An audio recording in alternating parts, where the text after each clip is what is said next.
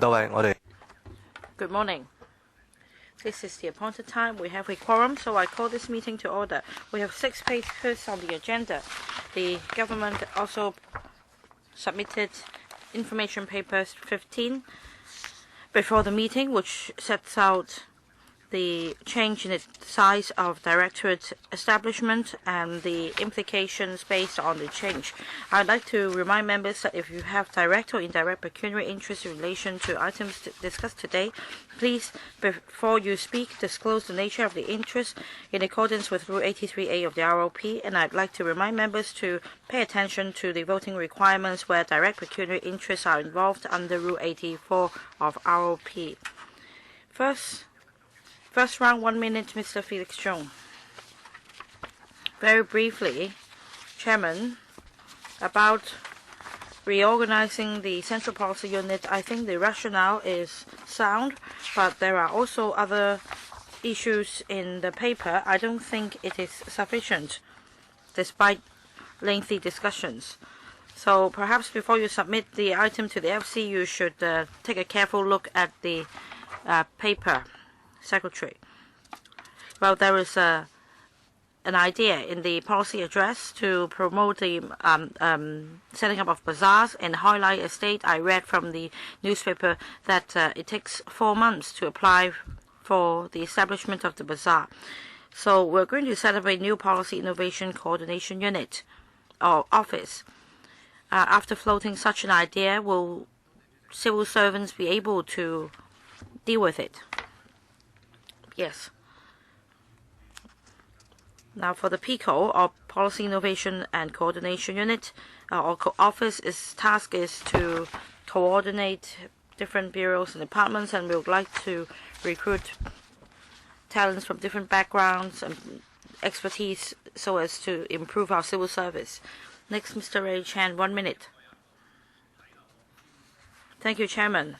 I don't know whether other members have asked this question, but in paragraph 10 of the administration's response to Mr. Wu Chi-wai's letter, PICO will provide one-stop service in information gathering and analysis. Well, one item is to provide innovation ideas. Well, I want to know whether this is a new direction of the CPU or not. Well, this is not under the purview of the CPU, but under the CS4A's office, there is a unit or committee that involves the coordination of different bureaus in taking forward developments. For example, if there is a private organization who would like to operate a hospital which may benefit a certain sector, from identifying land or meeting department's requirements, we can take up the task of coordination. Mr. Leung Yu-chung, second round, 4 minutes.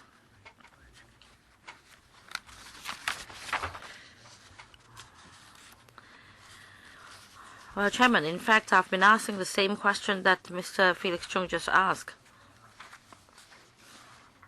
But I'm not happy with the answer they gave me, like previous times. Well, about working with other departments, of course, you stress working together and cooperation all the time. I'm not surprised, but you're just repeating the same version to Mr. Zhong, that there'll be cooperation. Is there any instances where the departments do not cooperate with each other? Your answer suggests that the Pope is Catholic. It's nothing new. How do you resolve policy conflicts? Do you have measures that you can make sure that these measures can be implemented? I ask about the power of PICO. Your work may involve coordination and liaison, but even if you're the convener, you should have some heft, clout, so to speak, because, well, you always like to use the word platform. You provide a platform for other departments, but what's the effect? I'm concerned that there would be duplication of resources and more meetings, making the whole process even more complicated. Can you give us some example how by establishing this platform you can implement policies and measures effectively and efficiently? Yes. In short, the CPU does not have the task of coordination in the past, so we are unable to provide any specific example. But as the paper suggests, PICO will coordinate projects which, in the view of the government, would be more important and would involve multiple bureaus or departments. Because it is at a higher level, we can focus on not just one bureau, and we can take a pragmatic approach. And if there is any conflicts between bureaus, it will be easier to get a direction from an echelon above on how to proceed with it. So it is the central unit of the government, and that the project must be important so that PICO can coordinate among different bureaus and departments and to resolve difficulties. I understand this is the intention, but I want to know whether you have the commitment to take it forward or not. It should be given some power, because otherwise it's easy to say that you can't do it, and then there'll be a standstill. Well, you provide a platform, you help facilitate the discussion, but what if the department says, no, it can't be done? If you're committed to take it forward, you must make sure that it will be implemented. I think it's a lack of resolve, Chairman. You need to have resolve, even if you're the coordinator. And then you can allow different departments and bureaus to discuss their difficulties and see if they can be overcome. Do you have the resolve, PS? Of course. Well, if there are different views among bureaus and departments, we don't stop at that. Like I mentioned, if we need a decision at the higher level, PICO will take up this task and seek a decision from the Chief Executive of the CS4A. So there will not be a standstill. 1 minute, Dr. Fernando Zhang, 5th round. According to the paper, PICO is supposed to tie in with the new governance and new government, and the first item is to encourage public engagement. The CPU was once mocked central polling unit. They conduct polls again and again, but the polls are always kept secret. They are never published. It is the bellwether of the government to gauge the policies. So in terms of public engagement and public participation, I want to know whether PICO will take up the similar task, whether polls will be conducted and then they will be kept confidential, and what are the KPIs to assess public participation and engagement. In the future, PICO will not be responsible for central polls. The coordinating colleagues of Central Policy Unit will, through various channels, seek views from stakeholders. I think you will see it when it is commissioned. Mr. Wu Shiwai, 5th round, 1 minute. Thank you. Just a question. I understand there is an emphasis on taking a evidence-based approach in conducting research.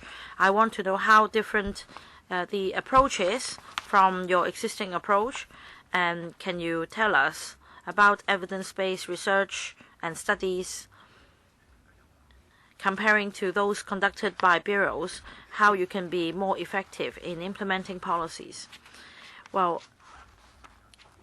provide steer on evidence-based research and studies isn't something unique to PICO. It should be done by all government departments and bureaus. We're talking about interdepartmental bureau projects. So what about the existing approach? Isn't it evidence-based? Can you tell us more what is meant by evidence-based? Well, in fact, last time another member mentioned this question. It's rather an academic point. In short, in terms of policy research, well, you can have evidence-based approach on different matters. For example, there can be systematic assessment on the effectiveness of policies in the private sector, and there could be random approach. But that depends on the background of policies and the studies in deciding which way to go.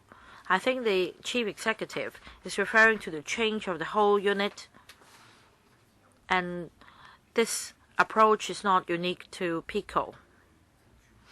I'm not saying that this is unique to PICO, but you always stress that PICO will target the shortcomings that we see at the moment. One is that it will be focused, the other is that it will be evidence-based.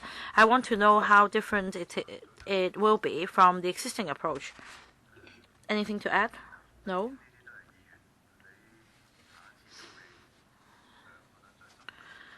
Well, I think the members will continue to pursue these questions, so please be prepared.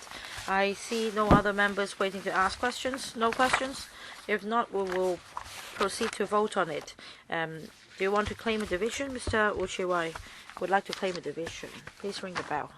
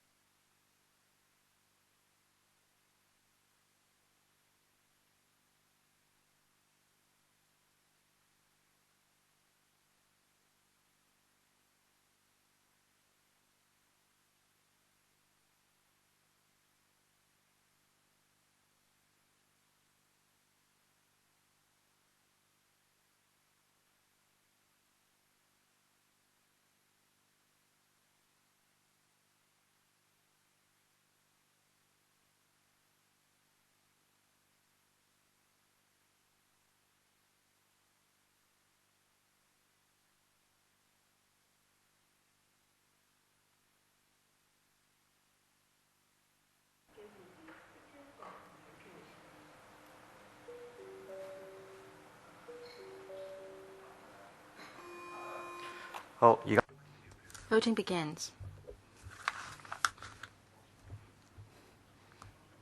Before I announce the results, please check your votes. Voting ends. Display results. 6 for, 5 against, no abstention. So, majority of members endorse this item. So, should there be a separate voting at the FC? Mr. Raymond Chan asked for separate voting.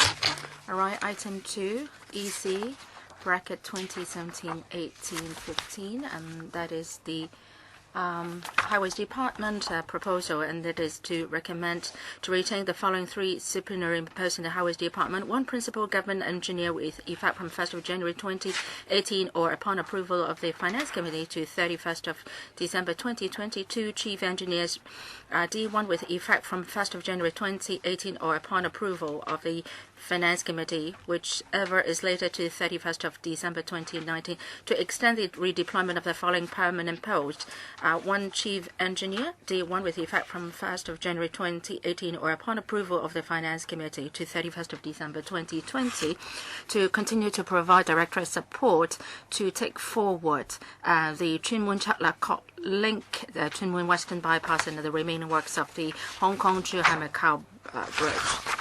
And the administration team comprises Undersecretary for Transport and Housing, Dr. Raymond So.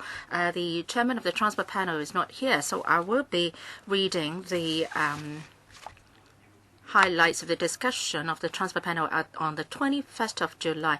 Now, on that day, some members asked that the title of the Principal Government Engineer D3 will be changed from Project Manager Hong Kong-Zhuhai-Macau Bridge to Project Manager Major Work Special Duties. Whether this person will work on projects beyond the bridge, and the Highways Director said there is a possibility.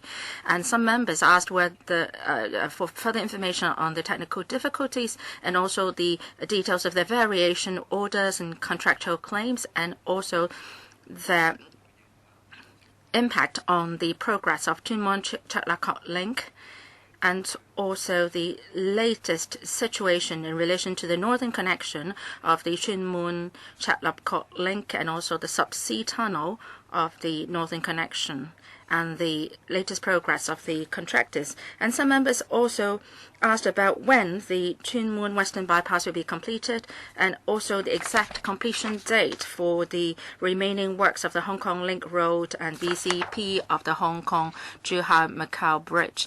And the government has provided the supplementary information on the 14th of August via paper CB4 1518/1617-01. First, Mr. Wang Ting-Kwang. For the Tuen Mun Chat Lap Kok Link, it is an extremely important project. As we all know, when we go to Chat Lap Kok from the city, the only channel or carriageway is the Lantau Link, and should accidents happen there, the entire Lantau Island and Chat Lap Kok will become isolated. So we need another corridor for the overall development of Hong Kong. Now, if we have the Tuen Mun Chat Lap Kok Link commissioned, it will help a lot with the traffic and the operations on Lantau. The chairman mentioned about the discussion at the panel, and some members have raised certain requests. I hope that the administration will work on those aspects in the best way. I think their reply has been too simple. I hope that the administration can further elaborate on their responses to the transport panel. Undersecretary, thank you, Mr. Wang, for your question. The northern connection, the commissioning date is expected 2020, and for the southern connection is first half of 2019. That is the latest estimate. But I must just stress that for these 2 connections, their commissioning will not have an impact on the commissioning of the Hong Kong-Zhuhai-Macau Bridge, because the commissioning of the latter is not directly related to these 2 connections. The 2 connections will help the linkages between Tuen Mun and Tak Lap Kong, but is not critical to the commissioning of the main bridge itself. And our colleagues will provide supplementary information. Director, please. Thank you, Chairman. Thank you, Mr. Wong, for your question. Earlier, in March last year, we made an announcement on the progress of the Tuen Mun Tak Lap Kong link. And at that time, we said we encountered certain difficulties, especially in relation to Northern Connection. There were some variations towards the design, and we were discussing with the relevant contractors. And we ran into difficulties in our negotiations. And after some hard efforts, the contractor had cooperated with us. And the progress of the revisions of the design was progressing as expected. As what the Dundas Secretary said, the Northern Connection will be commissioned in 2020, hopefully. Mr. Wong, any follow-up? No? Next one, Mr. Raymond Chan, 5 minutes. Thank you, Chairman. I hope that the government can talk about some procedures. For these 3 supernumerary posts, these are to be retained for 2 to 3 years. According to this paper, the posts are expiring or have expired. Now, from this expiry date up to the date when the approval for from the Finance Committee is given, what will happen? Is there a deadline, say, so to speak? Would there be any problems if the Finance Committee cannot approve it in time? So my question is on the Hong Kong-Zhuhai-Macau Bridge. Now, for the project management of that bridge has been subject to criticism. Now, recently, some pro-establishment newspapers have reported that this contractor is unwilling to pay for the additional sum for the adding in the steel pipes. The government has to pay for it, and there is cost overrun, there's been delay, and also the falsification of the concrete reports, and there are so many industrial accidents, and all these go to show that there are problems with the project management. And so I would like to ask the administration in the paper submitted to the transfer panel. Last year, well, the chairman, you were reading from something back in past year. For the Northern Connection, there was this need to lower by 10 meters the seawall. Shouldn't the seawall be designed at the outset and the location was fixed? How come that this problem was not anticipated? Now, in March, the Highways Department released this press release. Apart from this rock piles, the steel cells had to be built in. Are you talking about the drifting of this artificial island, and is it affecting the Northern Connection project? Will you be claiming compensation from the relevant contractor? Now, how come that this principal government engineer could not identify this problem earlier? When was the problem identified? Does it mean that there was a problem with the project management, internal communication, etc.? So can you first talk about the procedures first? There are several questions raised. I'd like to thank Mr. Chan for your question first about the project management, and I will ask the Highways Department to talk about the project progress. Now, the present arrangement is not satisfactory. The post has lapsed, and the Highways Department has redeployed the relevant staff to other positions, and the existing work has to be taken up by other colleagues on a sort of part-time basis. And that's not ideal because these colleagues already have an arduous or onerous workload, and they can't devote 100% of their time to these duties. So results are not good, and it will have an adverse impact on the quality of works. And we can't do it on a long-term basis. We can't have this temporary arrangement forever. So I hope that the ESC can endorse our proposal so that our colleagues can focus more the efforts on this work. So can I defer to the director to talk about the progress of works? Thank you, Mr. Chan. You talk about the Chun Mun Chak Lap Kok Link Road and the alignment, and how come that we needed to realign it. First, let me explain.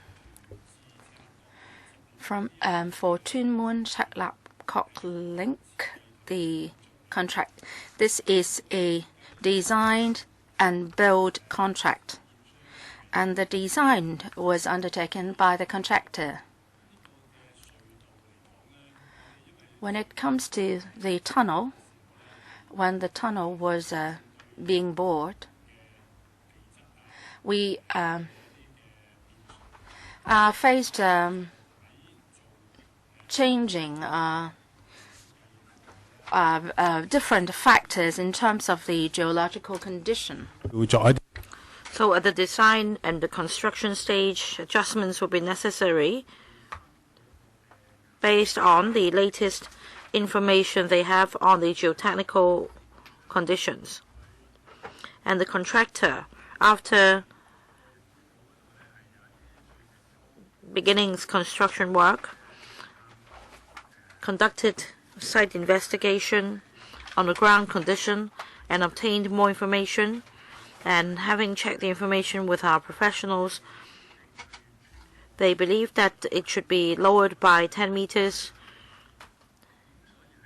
and it should go through the artificial island. This will be a safer design. Next one, Mr. Ediger, 5 minutes, first round. Thank you, Chairman. I'd like to follow up on Mr. Ray Chan's question. Just now, the director said that the contractor is responsible for the design. And then, when working on site, they get information on the latest geotechnical condition, ground condition, but the ground condition should remain the same. Last time, when you apply for funding for the cost overrun,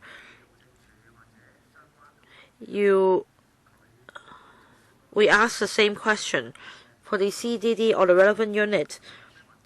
Was there something wrong with the initial site investigation work? That's the first question. Because the director just now skipped this part of his answer. He only said that the design is to be taken up by the contractor and then it would be subject to revisions. And then you talked about the difficulties, how you work with each other, but these are very vague. So coming back to my point, what is the role of the government in terms of design, investigating into the ground condition, providing specific information for the contractor? Is that the government's responsibility? Who would take the question? Director of Highways. Thank you, Chairman, and thank you, Mr. Zhu, for your question. In terms of the problem we face this time comparing to the Sha-Tin Central Link, it is different. Now the tunnel would go through the piles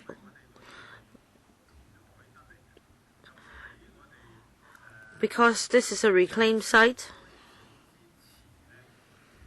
Before works are commissioned, we did not have reclamation or the piles. So before we proceed with the project, we would study the ground condition and we'll also give this information to the contractor during the tendering process, based on which the contractor would submit this design, and then subsequently they would review the latest situation. What is meant by the latest situation? because you are responsible for the newly reclaimed site and you are aware of what you put into the water. By the latest situation, we mean that we give all the information available to the contractor. And I'm referring to the contractor of Twin Moon Chalapcock Link. The contractor is aware of the latest information. But then when it comes to the final alignment, if tunnel boring machine is used to proceed with tunneling through the gravel piles, it will be more risky. So they believe that the alignment of the tunnel should be suppressed by 10 meters to make the project safe. Well, now the director has come up with a new version, Chairman. He talked about the final alignment. When did they finalize the alignment? Didn't they design the final alignment before they proceed with the works? Because otherwise, I need to ask who should be responsible. Should the government be responsible after depressing the tunnel by 10 meters? There would probably be cost overrun, and then you need to negotiate with them whether the pricing is right. My question is, who is responsible? Is it anyone's fault, and should anyone be held responsible? Director.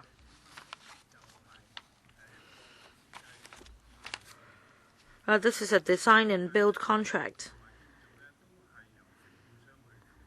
So the contractor is responsible for both the design and the construction of the link. At the design stage, our consultant responsible for the project would of course liaise frequently with the contractor, especially on the design. They would exchange views.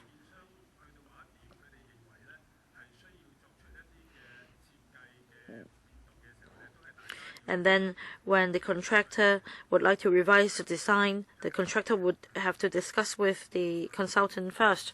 Dr. Fernando Zhang, first round, 5 minutes. I don't know whether the director is explaining the situation to us frankly, because these posts are supposed to oversee the Twin Moon Chalapcock Link, and according to the media report, it says the following, and that is from Oriental Daily. For the North Connection Sea Tunnel section, because of the drifting of the artificial island, part of the alignment will have to be depressed by 10 meters, and the design of the tunnel will also have to be revised. Now, picking up on the last question, you know very clearly that it is a reclaimed island. You have the artificial island. And in fact, for the whole section, you have all the plans available. You should have all the data ready from your underground surveys and site investigation, etc. But all of a sudden, you said that it should be lowered by 10 meters to avoid passing through the stone columns.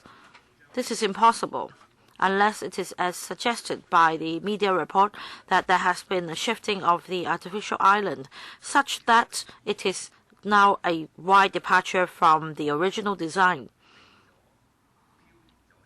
Only under such circumstance would you have to change the design of the tunnel to avoid the stone columns. So don't talk about the latest situation, because it doesn't happen drastically such that you need to lower the tunnel by 10 meters. So is it really the case?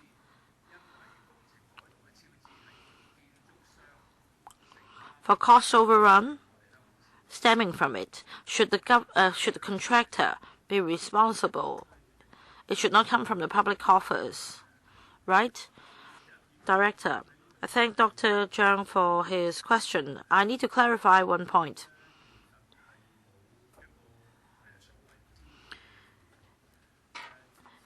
There is no shifting of the artificial island. Previously, some media reports referred to circular steel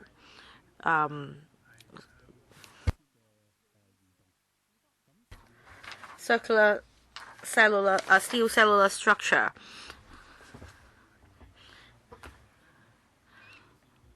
But there was no shifting of the structure. It is not as suggested by the media reports that there has been shifting. About the Tuen Mun Chek Lap Kok Link's alignment, we propose to lower it by 10 meters because the contractor considered the latest situation.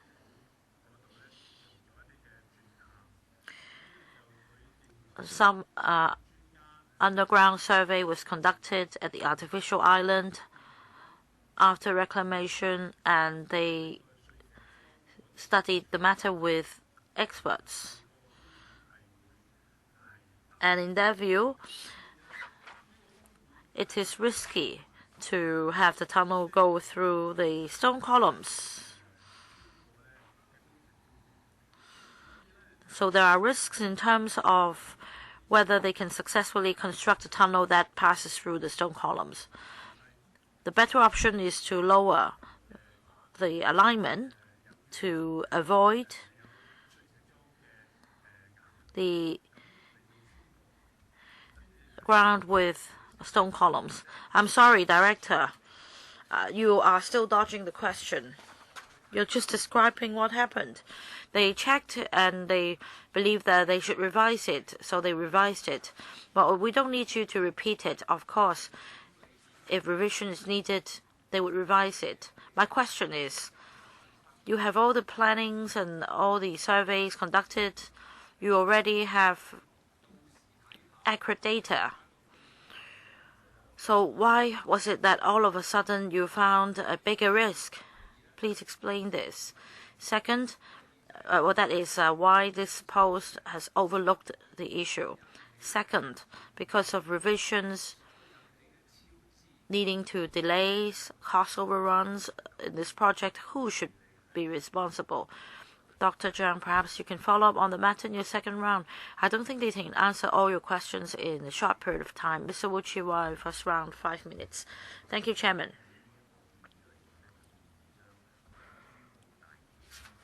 Well, I understand that for the Project Management Office of the Hong Kong-Zhuhai Macau Bridge, it will be renamed.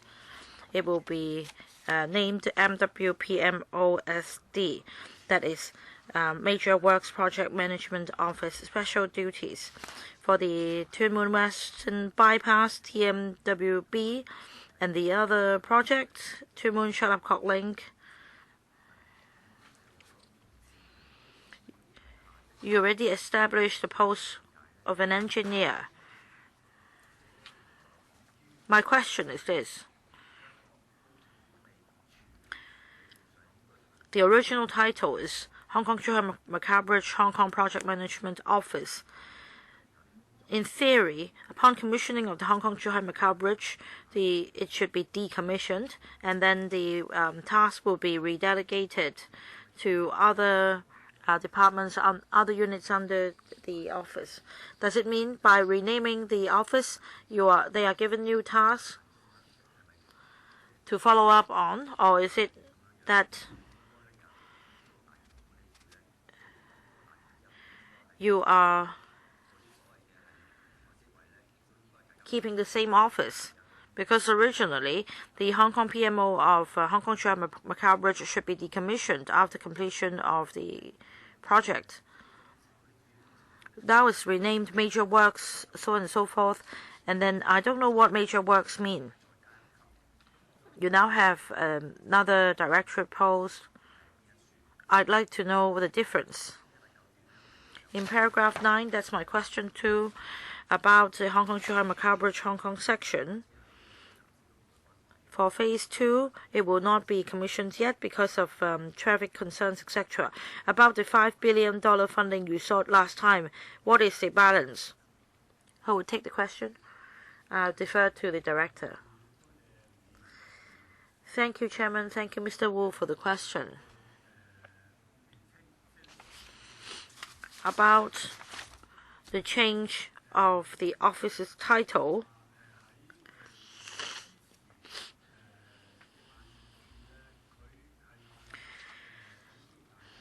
for the previous office is responsible for the Hong Kong-Zhuhai-Macau Bridge Hong Kong section.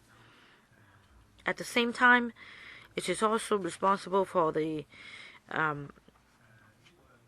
development of the Tuen Mun Chek Lap Kok link and also the relevant project under Tuen Mun Western Bypass. All along, the office is responsible for all these 3 projects. For the Tuen Mun Chek Lap Kok link, it is a $40 billion project. For Tuen Mun Western Bypass, it will be another mega project. We find it suitable to rename the office now because for Hong Kong-Zhuhai-Macau Bridge Hong Kong section is close to completion. And since the office will be overseeing other projects, and there is a need to keep this office.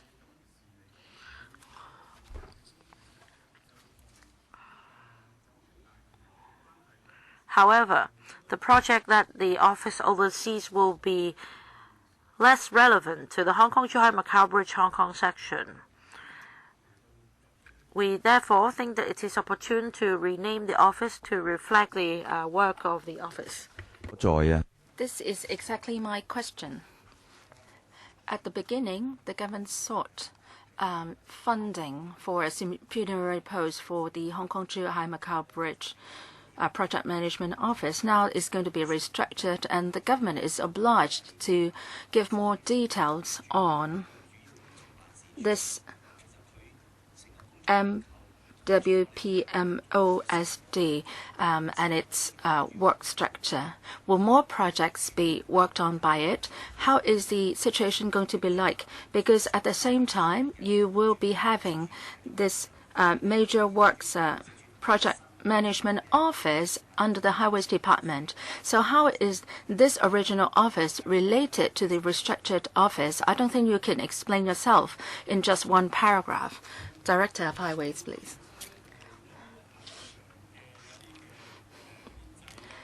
For permanent posts, they are going to deal with ongoing projects.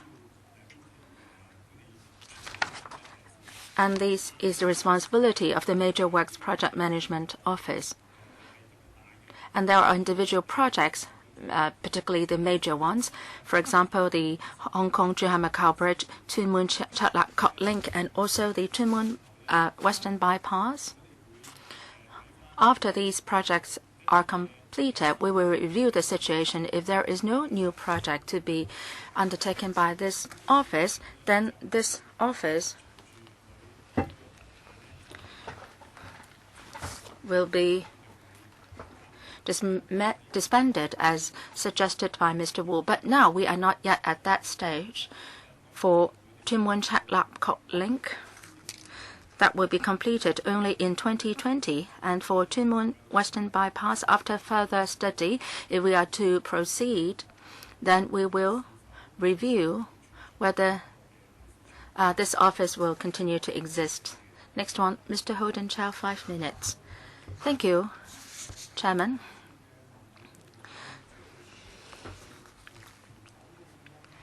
For the proposal in this document, one of its duties is to deal with the claims by the contractors. In paragraph 10, 3 projects are mentioned: Tuen Mun Chek Lap Kok link, HKLR, and HKBCF projects.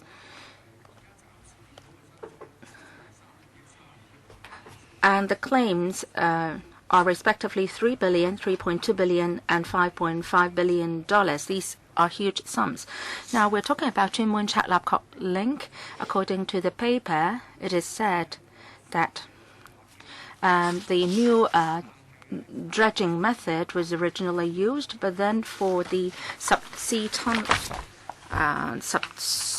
tunnel section of the northern connection have been encountering technical difficulties, and the tunnel alignment below the seawall has to be lowered by approximately 10 meters to avoid passing through the stone column so as to ensure the safe operation of the TBMs.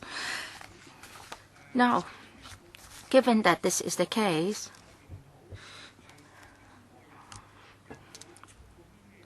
can the government confirm whose liability is it?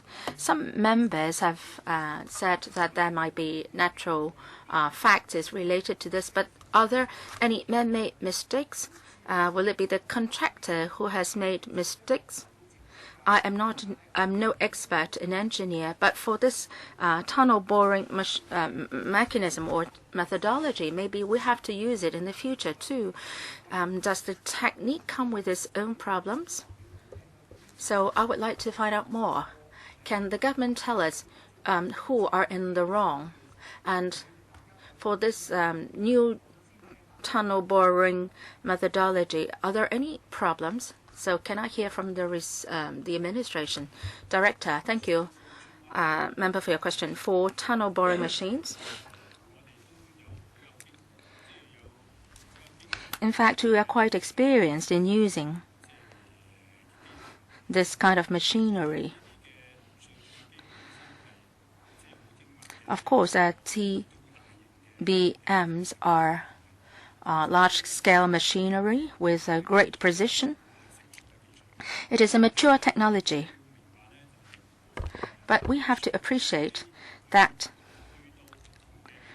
TBMs, when working on different geological conditions, will face different risks. Now, for this project, originally the contractor planned to have this passing through the stone columns. But ultimately, when they were considering whether the TBMs should pass through the stone columns, they have discussed with the experts, and they said that there were high risks involved in doing that. So they opted for a safer and more prudent approach, and that is to lower the alignment by 10 meters to avoid the stone columns.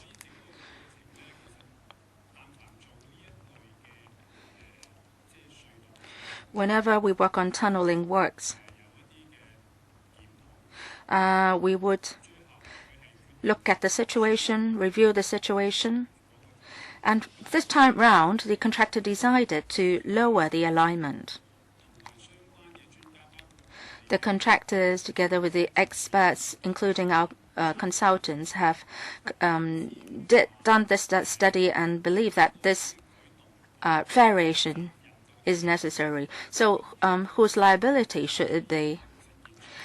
We have to further talk to the contractor. This is a design and build contract, and when there is variation, whose responsibility is it? We have to discuss it further.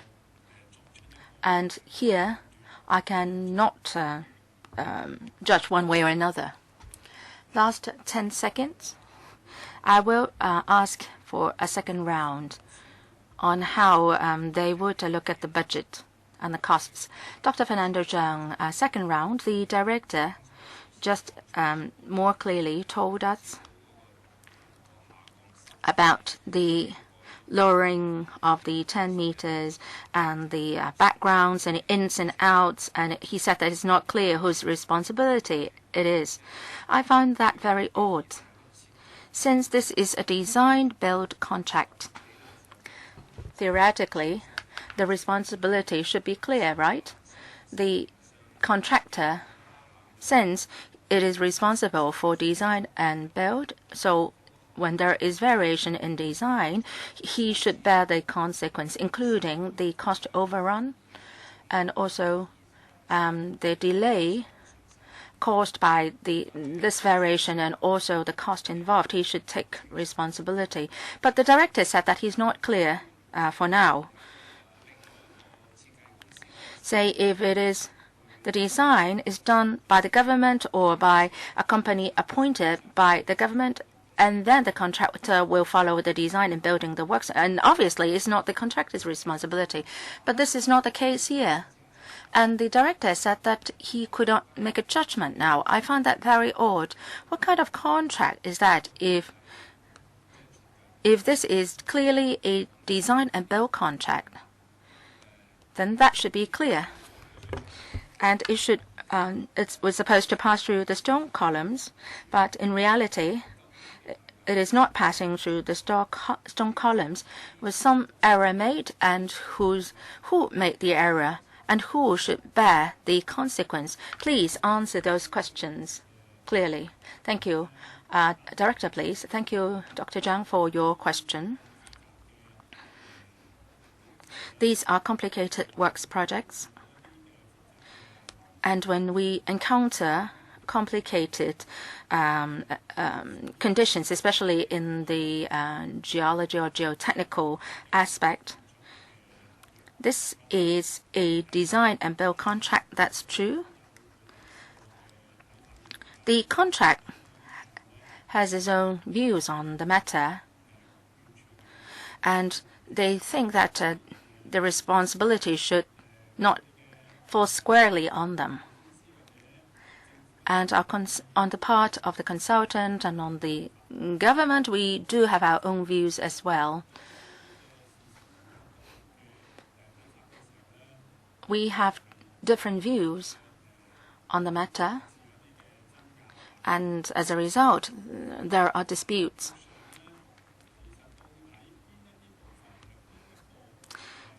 When it comes to the contract, who should bear responsibility for which parts of the project is not a very straightforward matter. That may not be very clear delineation of the responsibility. Each party has its own view. Now, we are now considering whether we should be retaining the PGE and the CE posts, and these engineers are there to gatekeep for Hong Kong people. And the director, you said that these complicated works are their responsibilities. And would these posts be effective? Can they handle these complicated matters? Now, this is a major variation of the works, and you are telling us that you don't know yet who is going to be held responsible. So why do we need these posts? Maybe we could just hire a clerk, and then we will take the case to the court. Will these posts make a difference, a real difference? They can really supervise the works and try to point out exactly who should bear the responsibility. And maybe the contractor should bear the responsibility. So don't beat around the bush here. Yes, thank you, Chairman. Director, this is exactly what paragraph 10 in the document is about. For these directorate posts, they have to deal with the claims. When we take forward projects, normally what we do is that the projects should proceed and they should not be stopped because there are disputes and claims and so on. Normally, we will finish dealing with these claims 1 to 2 years after the projects have been completed. And these posts are very important to ensure that we can gatekeep and deal with these claims. Yes, you can follow up in the next round. Mr. Wu Chi-wai, 4 minutes. Thank you. I raised a second question about Hong Kong, Zhuhai, Macau Bridge, Hong Kong section and the progress of works. I remember back then, when they came for additional funding for the bridge, the THB said back then clearly that the original budget should be able to cope with all the works projects for commissioning. For the second phase of the project, whether it will be taken forward will depend on the long-term pedestrian vehicular flow before a timetable for phase 2 is drawn up. So can you, Director, tell us the balance for the $5 billion that you have sought earlier from us? And you've strived very hard to get the additional funding of $5 billion. Is it the case that it is still in the public coffers and you're waiting for an opportune time to take forward the second phase? And when will that be? You have set aside the amount, you don't use it, and if the vehicular and pedestrian flow doesn't reach the certain limit, you will never take forward the project, the second phase, and that's a waste of public money. So can you tell us about that? Thank you, Mr. Wu, for your question. Mr. Wu referred to phase 2 project and how is the progress for the sum earmarked. Indeed, we have set aside it for the time being. As we apply for additional funding last time, we already mentioned that after the bridge is commissioned, we will review the traffic flow situation. And then, well, are there any criteria on pedestrian and vehicular flow? When will you kickstart phase 2 of the project? What is the threshold? After it is commissioned, we'll review the situation. Well, in fact, we will be commissioning the bridge soon, and we will review the situation and then make a decision. Now, Mr. Wu mentioned expenditure.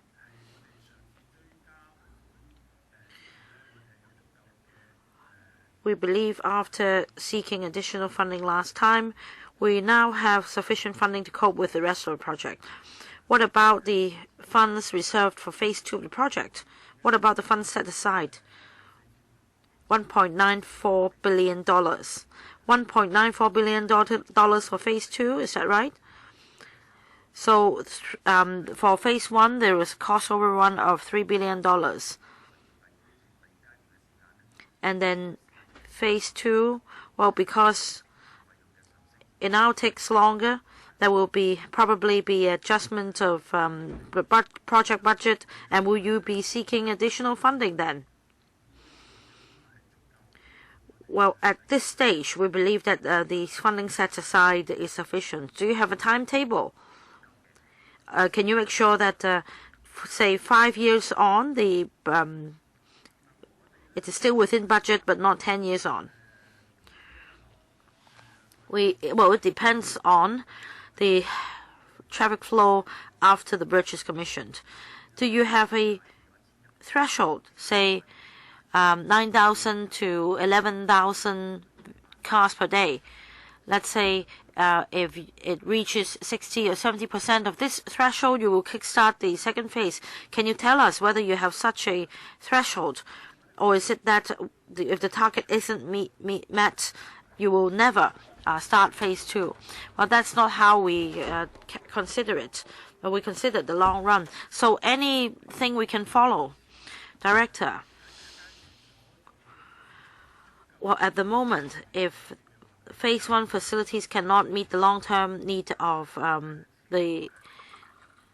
Kong, we will proceed with phase 2.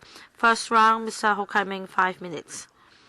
Paragraph 10, Director, we see a number of sums for we have 3 billion, 3.2 billion, etc., respectively, for the Tuen Mun Chalakot Link and the HKLR. Do you have the figures here? That is the sum set aside for the claims. Director, Thank you, Chairman, and thank you, Mr. Ho, for the questions. About these figures, these are the claims received from contractors. Now, in implementing these projects, if we find that the contractor is liable for certain faults undermining the government's interests, we will file a claim. Do you have some specific figures? So, according to experience, what was the maximum amount of claim? That depends on the circumstances of the particular project.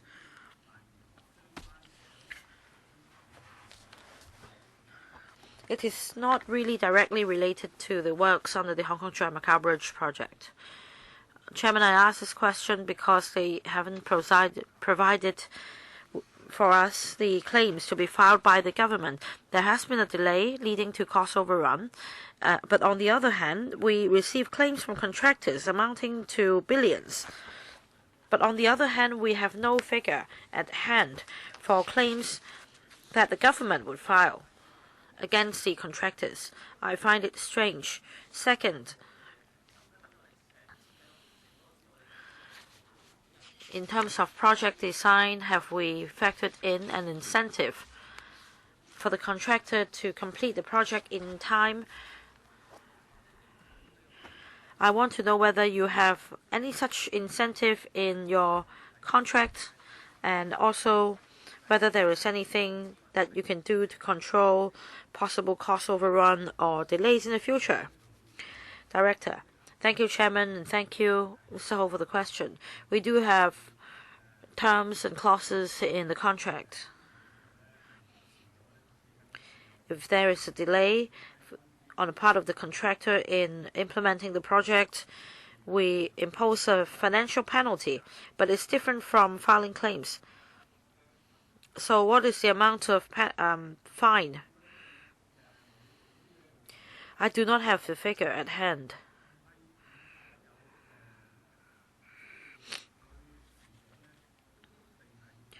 Not all delays would result in a financial penalty meted out, because in implementing a project, should there be any delay, for example, due to inclement weather or due to other reasons such as revisions proposed by our own engineering consultant, and if more time is needed to complete the project as a result, we will allow a longer construction timetable. So even if the completion date is later than that stipulated in the contract, it may not necessarily lead to any penalty. If the final completion date is later than that stipulated in the contract for other reasons, then it would attract a financial penalty. I just want to know whether we'll be losing out to the contractors, because we haven't filed any claims. Well, once we process all the claims, and once we decide on how much time should be given to the contractor for completing the project, we can then find this out. But at the moment, we can't give you any figure. I want to bring out this point. Why can't we improve the project design early on so as to avoid delay and cost overrun? Because if every time we pay more than we should, and then if we follow the approach and we can't get any compensation from the contractor, I think it would be very tricky. For all the works contracts, we use standardized contracts widely used by the other countries. So are we being too lax? No. We will stringently uphold our gatekeeping duty, and we also would urge the contractor to work at full steam, because we need to make sure that the public money is spent properly. I want to reassure members that we will be very stringent in upholding this. Second round, 4 minutes, Mr. Holden Chow. Thank you, Chairman. I'd like to ask about the claim assessment. Just now, the administration explained the difficulties facing them. Perhaps to be objective, these difficulties are not foreseen. Anyway, according to the paper, the government officials responsible for deciding on the claims or processing the claims, I'd like to ask a question. We as humans are bound to be subjective. If only one officer is responsible for processing the claims through and through, my question is this. In assessing the claims, apart from this single government official, will you engage a third party as a consultant to give views to the government? Because, like I said, the title holder may be subjective, especially having worked in the same post for a long time. I just want to know whether you would engage a consultant as a third party. Well, of course, I understand you would be careful in holding the public purse strings, but my question is whether you would engage an independent consultant to make sure that the contractor's claim is not exaggerated. So I want to know whether you have engaged any consultant before to make sure that there is no abuse of public money. Thank you, Chairman. Thank you, Mr. Chow, for the question. Indeed, we have taken this approach before, but perhaps let me spend more time to explain to members how we deal with the claims. First of all, in filing a claim, the contractor is required to provide sufficient grounds and sufficient information in the claim. First of all, the consultant engineer will look at the grounds of claims, and then the consultant will give his views, whereas the Highways Department will also consider the grounds of claim, see if they are justified, and our department's views will also be forwarded to the consultant. There are complex situations, and in such circumstances, we also engage independent engineering consultant to consider the liability of the matter. In terms of legal matters and contractual matters, the Development Bureau also has an independent team comprising legal professionals to help us read the contract to see whether there are grounds for the contractor to file such claims.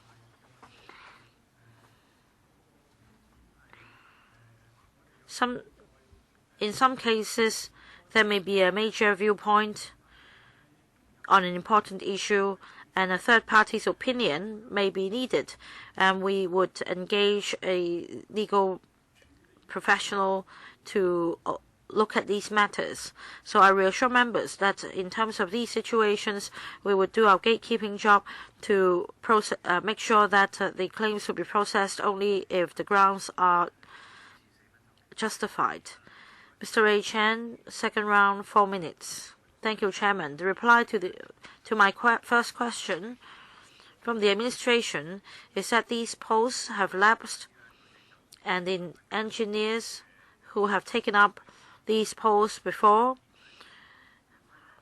would be redeployed to other permanent posts, and they cannot therefore take up these tasks as a dedicated team. I want to know the actual situation. Does it mean that these officials are here not as supernumerary posts, and they need to take up the work as extra duties?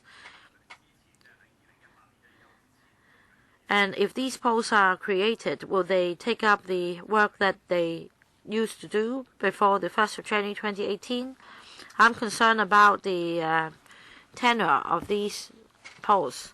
According to the administration's paper submitted to the panel on transport, the claims for the 3 projects, Hong Kong Tuen Mun Chalap Link, Hong Kong Link Road, and Hong Kong BCF projects, the claims are respectively $2.8, $2.6, and $3.4 billion, whereas in this paper, the claims are respectively 3.2, and 5.4 billion respectively. I want to know the reason why the amount of claims has increased.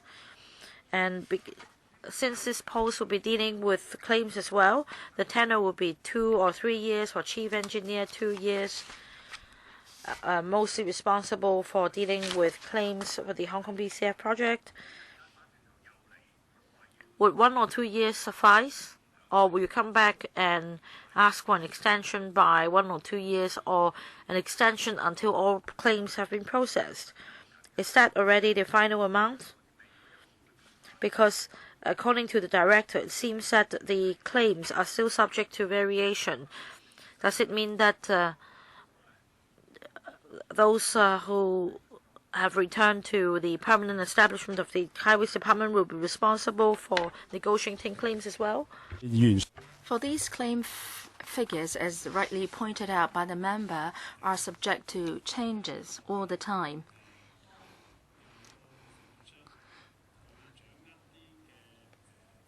The contractor had some information, and it provides the same to the engineer, and based on such information, they will file claims to our engineers. For more straightforward claims, we will deal with them first, and then after that is done, there might still be some adjustment. So the figures will fluctuate depending on the different periods of the project. For the HKBCF, an increase of $2 billion. Is that calculation right? The figures we gave was related to that particular juncture of time. Now, compared to earlier periods, there might be an increase, and that means that there is really an increase in the interim period. And the member also asked about the whereabouts of our colleagues. Towards the end of last year, we haven't yet got the approval from the FC to extend these posts. These posts have been cancelled, and our colleagues must be redeployed to other positions. So put simply, some of them are now working on repair and maintenance works, and some others are working on strategic studies. Thank you, Chairman. Next one, Mr. Wu Chi-wai, 3 minutes in the third round. Chairman, I have repeatedly asked about the works progress of the Hong Kong-Zhuhai-Macau Bridge, because for this WPMO, one of its major portfolios is the taking forward of the bridge, especially the Phase 2 works. But so far, I haven't heard how this phase will be proceeded with, if at all. And the director hasn't been able to tell us under what basis will you proceed with the works. And if you don't proceed with it, then when the bridge is completed, then the project is considered completed until further notice, right? So you shouldn't have the responsibility to tell the public and the electrical when or under what circumstances will you take forward Phase 2. You said that it will be taken forward if there is a need, but how do you define it? And you said that if the bridge couldn't cope with the load, then it would proceed. But what is the standard or criteria? And the first phase, the expected vehicular flow is 9,000 to 112,000 vehicles. naturally, or you must have some standards, right? And for the Tuen Mun Western bypass, the study will only be completed in 2019. I believe that the consultant is already working on the study and the results will be available in 2019. Again, the same question. Is the workload so much that you have to have this MWPMO with a head to oversee the matter? Or should it be the chief engineer who should be heading the work and supervising the work, and that should suffice? Thank you, Mr. Wu, for your question. For phase 2 of the Hong Kong-Zhuhai-Macau Bridge, the relevant facilities involved, as I said, that we would review the situation in the future, and we'll look at to see if phase 1 facilities could not cope with the long-term needs, and we will work on phase 2. We haven't started the review, but in the long run, I believe that phase 1 facilities will not be able to cope with the long-term needs. It's just that.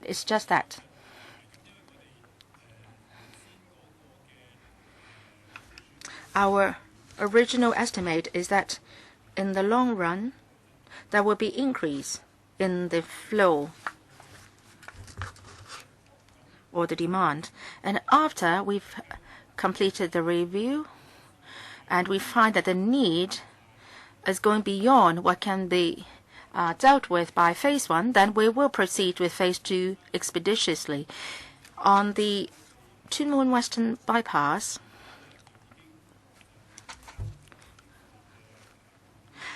the consultant has already started on a study.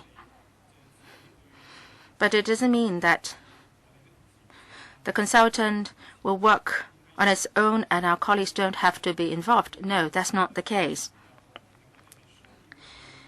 If the consultant has completed phase 1, say different phases of the study, we'll look at the results of the study. And based on these results, we will report the same to, say, members of the public, the relevant district councils, and rural committees, and explain to them how the project will be taken forward. So there is a lot of work to be done. Next one, Dr. Fernando Zhang, or Mr. Leung Yiu-chung. Mr. Leung Yiu-chung, first round, 5 minutes. Thank you, Chairman. Mr. Wu Chi-wai raised a question I would like to follow up on the workload. The government official explained that apart from phase 1 works, they will be looking at phase 2 and whether phase 1 facilities can cope with the long-term development needs. I think that's very good. Or else, and that we should not be dealing with the problem after it has arisen. We should preempt problems, and that's good. Since this is the case, you said that you envisage that in the long term, phase 1 facilities could not cope with the long-term development needs. So why don't you proceed with phase 2 officially? Wouldn't it be a better approach? Director, thank you, Mr. Leung, for your comment. We've already got the funding. We've applied for additional funding last time, and we said that we have set aside $1.94 billion for phase 2 works.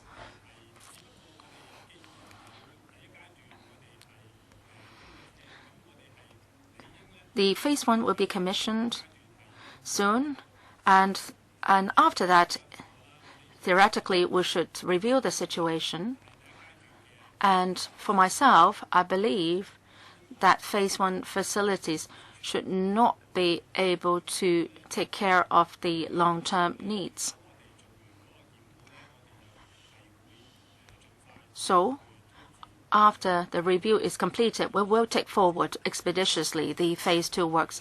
Chairman, I don't know how long will the review take. And do you envisage that there will be phase 2 works? I don't know how you plan for phase 2. Do you have a blueprint or for that already? If that is the case, why do you have to do a review? Because you envisage or you expect that phase 1 won't be able to cope. Is it the case that after the review you are going to change your plan for phase 2? And that, if that is the case, then that's okay. If it is otherwise, why the need for the review? Wouldn't it just be causing long delays? And it will be, and I don't know how undesirable the situation would be like. If there is a review, it will delay things, and that's not good. Very often, the facilities can't catch up with the needs in terms of timing. So you are always adopting a Band-Aid approach. And you should come up with projections and work on the necessary facilities as soon as possible. Shouldn't it be more desirable to do that? Thank you, Mr. Leung, for your comments. I've heard your view clearly, but let me explain. For phase 2, what are the works projects? Customs booths for vehicles. For phase 1, the number of such booths will not be able to cope with the long-term needs. So in terms of the design, we have already reserved space for adding in such booths. So the works will not be complex and it won't take long either. But I've heard Mr. Leung's views, and we would seriously look at whether we should take forward the phase 2 projects as soon as possible. No follow-up, Mr. Leung. Chairman, I still have a question. You mentioned about a review. So can you elaborate on the aspects to be covered under the review? Thank you, Chairman. We'll be looking at the vehicular flow, the number of vehicles in the long term. As mentioned, we are considering whether we should be adding in some booths for clearance of vehicles, and that's directly related to the vehicular flow. And we believe that phase 1 facilities in phase 1 would not be able to meet with the long-term needs. We would seriously consider Mr. Leung's views. Dr. Kwokaki, 5 minutes. Chairman, this link Tuen Mun Chek Lat Kok Link and Hong Kong Shanghai Macau Bridge, there have been a lot of accidents, delays, and cost overrun. We are not sure about the commissioning date of many of these projects. So, Director, can you give us the exact date for the commissioning of the link, Tuen Mun Chek Lat Kok Link, that is related to your proposal for supernumerary posts? For the 2 engineers posts, you said that they would last till the end of 2019, and for Chief Engineer 1 and 3, that will last up to 2020. But if there are further delays to the projects, and very easily towards the end of 2020, we have still to discuss about extending the supernumerary posts. And I noticed that some of the work portfolios include claims, dealing with claims. We are concerned about the cost of the link, $70 billion, and is a white elephant project. And we are very concerned about how the chief contractor will claim further from the government. Can you tell us what is your or what is the progress of the claim process? Engineer is important, as pointed out by your document. He has to, in paragraph, he said that he has to give expert advice on dealing with claims, and consultants may even have to be engaged to advise the government on whether the huge amount of claims filed by the chief contractor or the main contractor.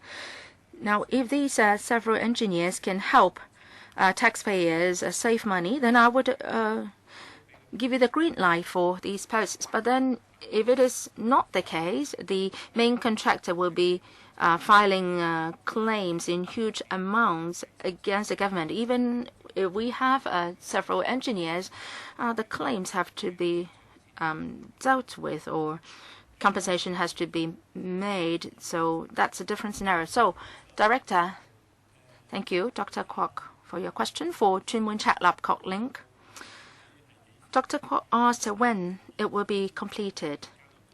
In the document that is set out, and I also mentioned the same.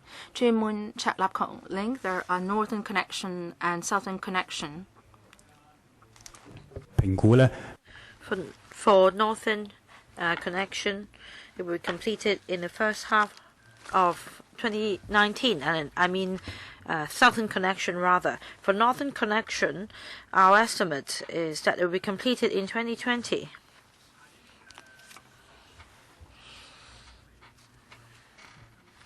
In terms of claims, now we are applying to extend these supernumerary posts, which are very important in dealing with these claims.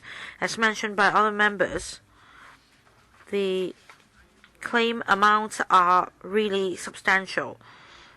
And in processing claims, it is important that we have input from our colleagues.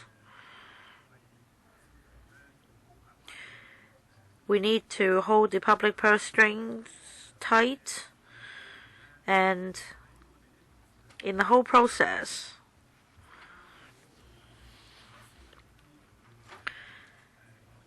our colleagues' participation is crucial, because on the one hand, they would need to consider the grounds of claim put forward by the contractors. On the other hand, they would also need to consider the opinion of our engineering consultant, who will be offering their opinion on the grounds of claims, and then they need to exercise a professional judgment on the basis of all the relevant information to see if the claims are justified.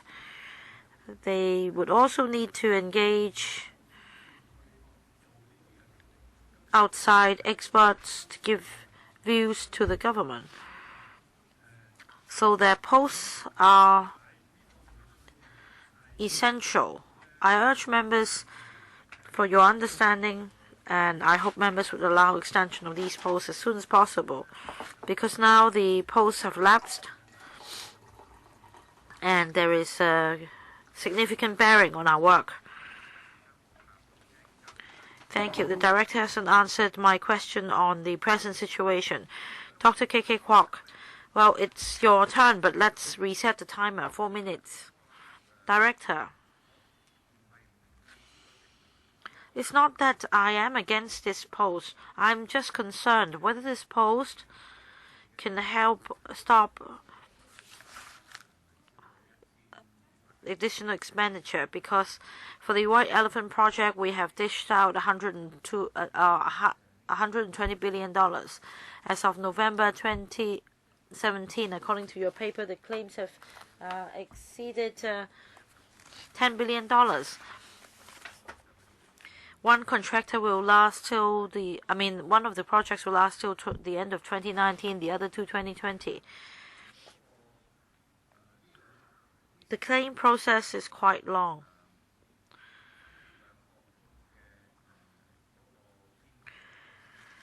Well, for the 2 engineers, these are the supernumerary posts, and I wonder if they can deal with all these claims, because these are the major engineering firms. We have State Enterprise, China Construction, China Road and Bridge. They are flushed with capital, and we're concerned. For these state enterprises, they have the elites, and they will be asking the government for money, and you have only these few engineer posts, and they have backing from the mainland. These contractors. How do you make sure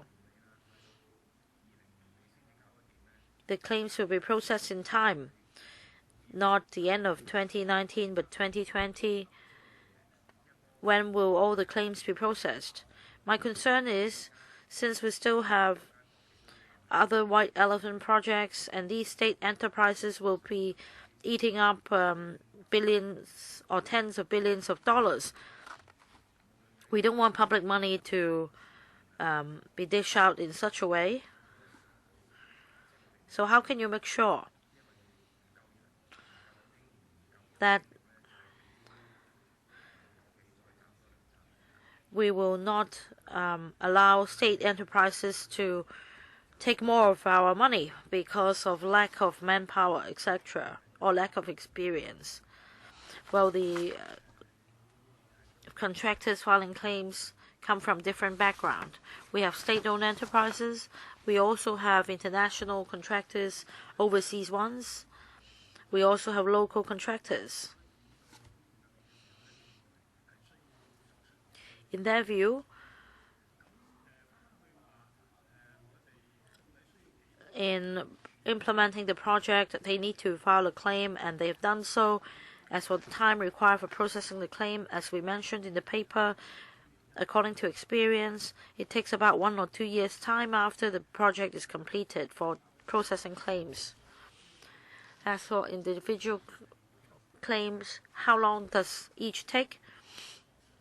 It depends on, say, how the claim should be settled. Let's say if the contractor is not or does not agree with our proposal, it may take longer. Our estimate is 2019 to 2020.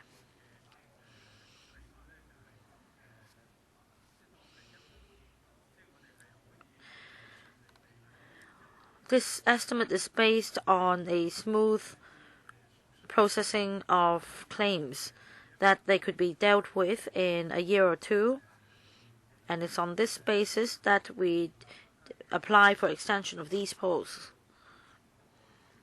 Director, northern connection of the bridge won't be completed until 2020. So according to your estimate, claim process won't be completed until probably 2022, is that right? Well, Dr. Kwok's point is correct. Northern connection will be completed in 2020. That's the date stipulated in the contract, after which we need to deal with the claims. But the problem is we have some contracts that have been completed earlier. For contracts related to, say, the Hong Kong-Zhuhai-Macau Bridge and the Hong Kong Link Road, they will have been completed by then. So for these contracts, we expect the claims relevant to these contracts to be processed by then, and we will then review the manpower necessary for deal with the outstanding claims. As mentioned in the paper, in 2019-2020, we're going to review the situation. If necessary, we will then consider how to address the manpower need. Next, Dr. Fernando Zhang, 3 minutes. Chairman, engineering isn't my expertise, but according to media reports, and I'm referring to Tuen Mun Chek Lap Kok Link, for the tunneling works, the tunnel will be lowered by 10 meters because of the seawall of the artificial island above it, and a steel circular structure will have to be constructed. I think it's some kind of piling, undersea or subsea piling, and that's from the newspapers.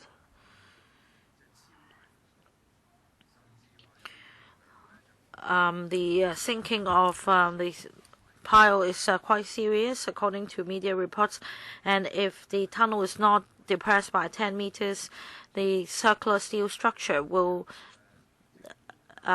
be pressed on top of the tunnel.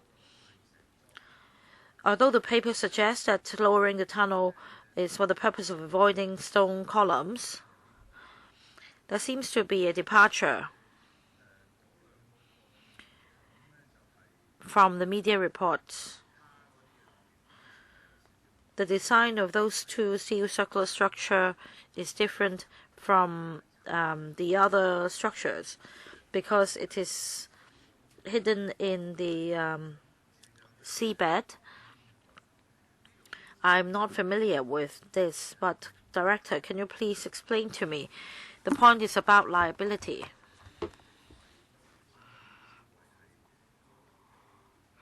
You've come to apply for these posts.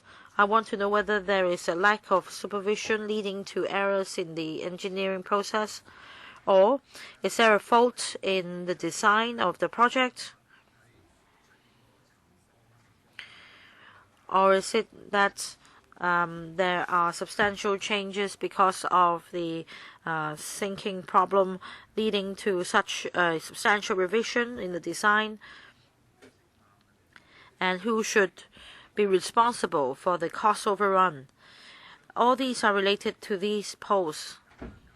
Director, could you please explain to us so that we know what's happening? Because I've heard different versions. If these posts are approved, and if there are already problems facing these posts, and if these posts will be responsible for dealing with claims, they may be helpless. If the fault lies with us, I need to know. Director, thank you, Chairman. Thank you, Dr. Zhang, for your questions. Regarding the newspaper reports, we have actually clarified the matter with the relevant newspapers. Lowering of the tunnel's alignment is to avoid the stone columns, because the relevant contractor, having reviewed the stone columns, is of the view that if the TBM is used to pass through the stone columns, the risk will be high.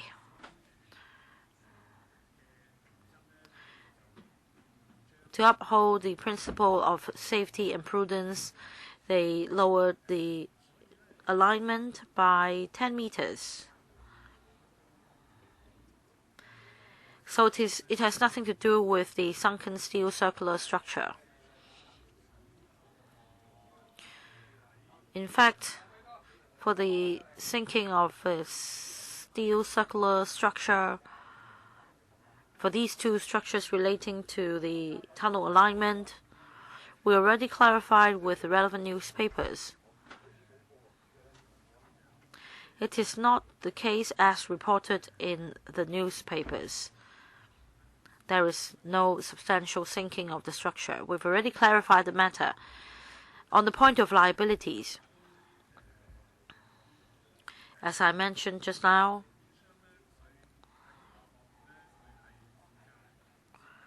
the contractor is responsible for design and build of the project. However, they may not think that they should bear all the responsibilities, and that's the position they hold. And the government, meanwhile, also has its own view. And the government has also engaged some geotechnical expert, worldly renowned ones, to give us some advice. The whole situation involves consideration of complex issues as to who should bear the responsibility. It's not something that we can find out in a short period of time,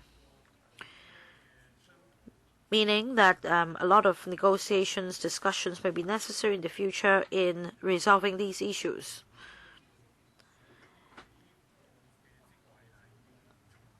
That is why we need to extend these posts. Otherwise, as you can imagine, if we do not have these officials doing the gatekeeping job, it will be hugely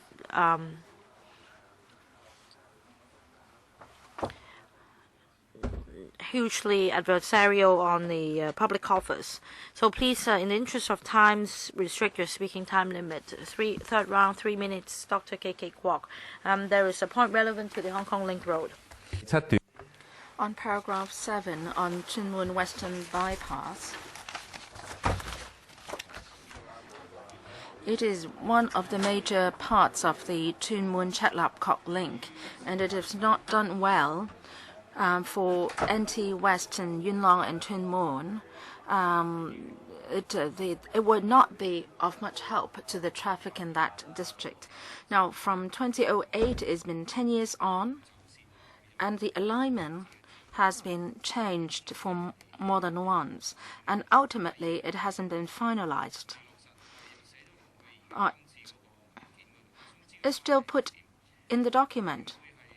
Even if the alignment is not finalized, would it be the case that you will have to extend the post for even a longer period? You haven't even come up with the latest assignment. You say that you will do a study.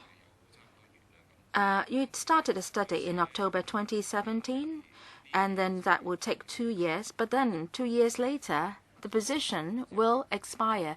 So does it mean that you would keep on renewing the position? Because we don't know when the Tuen Mun Western Bypass will be completed. I would like to find out about your proposed arrangement.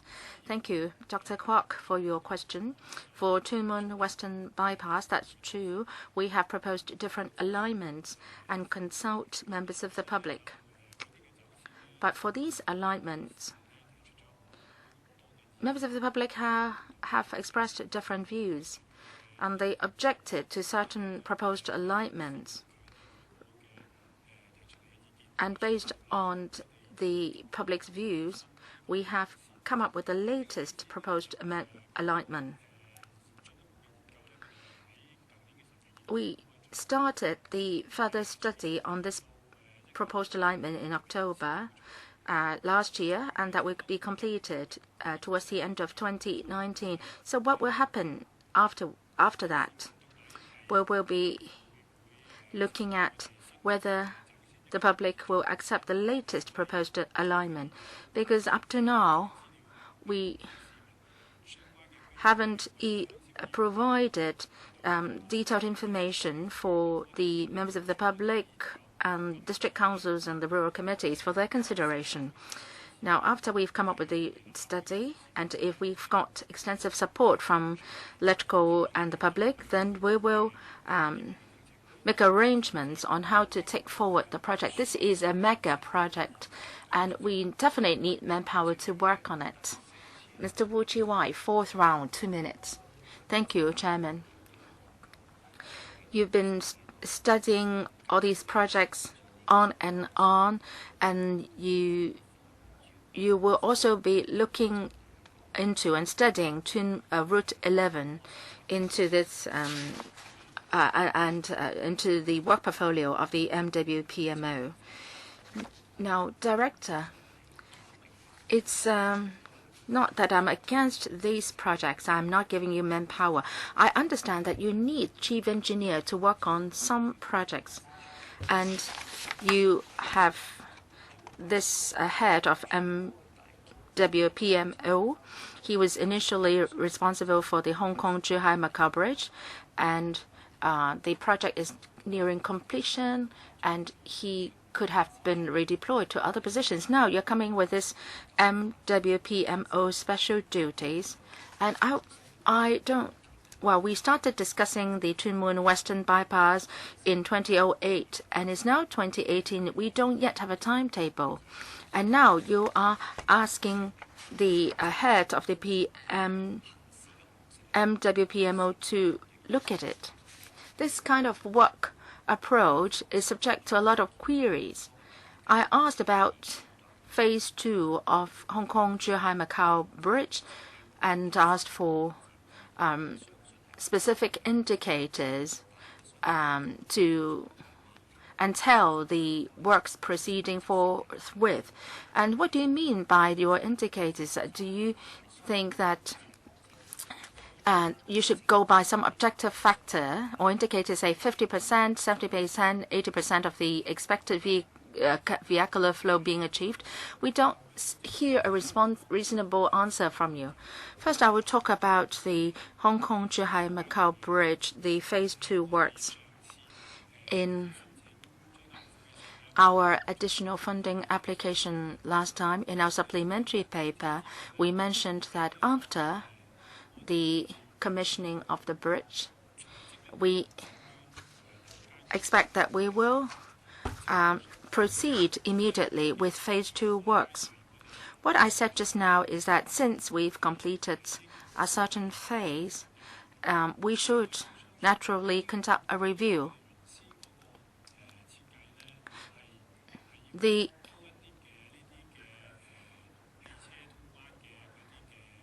initial design is that we need more booths for clearance of vehicles. And the additional funding also covers that part. Now, why we have a phase 2? Because we want to complete the booths needed for the first phase, and we call those phase 1 works or facilities. And for phase 2 facilities, that has already been included in the initial design. What I said just now is that since we are nearing commissioning of the bridge, a prudent approach is that we should conduct a review. But we have pledged earlier that after the commissioning of the bridge, we would proceed with phase 2 works immediately. For Tuen Mun Western Bypass,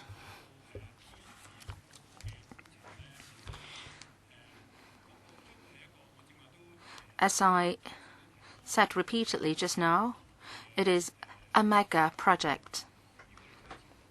So if it is taken forward at all, after we've completed the study and say if we decide not to go ahead, then we don't need the manpower to work on it. So that's why we are proposing to extend the posts up to 2019 and 2020. We are going by a prudent approach. We would not have the posts extended to a period beyond what we need. And after the review, we will come back and report the review results to the electrical chairman. I I'm concerned that the director has misunderstood me. And of course, I agree that you should take forward the works in a prudent approach when I mentioned phase 2. And I'm not forcing you to proceed with it. Don't get me wrong. What I'm asking is about the vehicle flow. You said that you would proceed with phase 2 when you have reached a certain vehicular flow or pedestrian flow level. Well, what you said worries me even more. We've got 7 minutes left only. We have 2 members waiting to speak. If we have 4 minutes for each, then it will go beyond the meeting time. And I would like to know whether other members would like to ask a question before deciding on whether to extend the meeting time. Mr. Eddie Ju, second round, 4 minutes. Chairman, thank you. Director, the first thing that I would like to say to you, don't give us the answer that the issue is complicated. Of course, we know that the issue is complicated. And if it is so, we should have a more detailed communication outside of this meeting, and you should give us all the documents so that we understand the issue thoroughly. Don't try to simplify give as a simple answer like that. It will be gatekeeping and the electrical members should get assured. Well, this is no answer to electrical members' question. We have to really try to analyze the different possibilities from your answer. And this is what I'm going to do now. And that is on the Junmun Chaklak Kotling Y, there should be this 10-meter lowering. The government has given us several versions of the story. When you responded to media inquiries, you said that that's all right. You said that the steel cellular structure is at the shallow level of the sediment level, so that there is a safe distance of 5 meters between this and the tunnel. That's version 1. And another version is that based on the actual site conditions, the tunnel alignment below the sea wall has to be lowered by 10 meters to avoid passing through the stone columns. Now, Dr. Fernando Chang's query is his suspicion is that your lowering of 10 meters is not to avoid passing through the stone columns, but rather you are concerned that the subsidence of the steel cellular structure will affect the tunnel or collide with the tunnel, so to speak. The stone column and the sediment layer, how deep is that, or how thick is that? And then after the reclamation, how thick is that? And also, in your BOT design, initial design, was it that the tunnel should pass through the stone columns? Director, thank you. Mr. G, for your question. The sediment layer is not put in there by us. It was originally there, the mud layer on the seabed. The stone columns, they were put there by you, right? That was put in by the reclamation contractor. So how high or thick is that stone column? How high is that? At the different parts of the sediment layer, the depth or the thickness differs. If the member would like to find out the exact thickness, we will give you the information later on.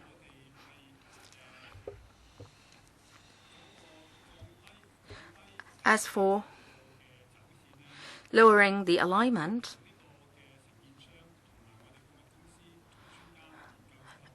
that was a decision made by us, the contractor, and the consultants after discussions, so as that the tunnel alignment will not pass through the stone columns. What was the original design? Would it be passing through the stone columns? Yes, the original design of the contractor is that it will pass through the stone columns. Now, if the original design is that the tunnel will pass through the stone columns, and later the decision was that it should not pass through the stone columns, I don't get a complete explanation why that there was such a major revision. So next time when you come back, please give us a clear explanation. Give us a paper. You said that you engaged an expert, international expert. Well, give us a report to convince us why you needed to make that major decision, how that decision was made. We've got still some time, so Mr. Leung Yu-tong can ask a second round. I will extend the meeting time. Well, you want to save that till the next meeting? Well, if that is the case, then meeting adjourned. The next meeting will be held on the 5th of February, a Monday, 2:30 p.m. Thank you.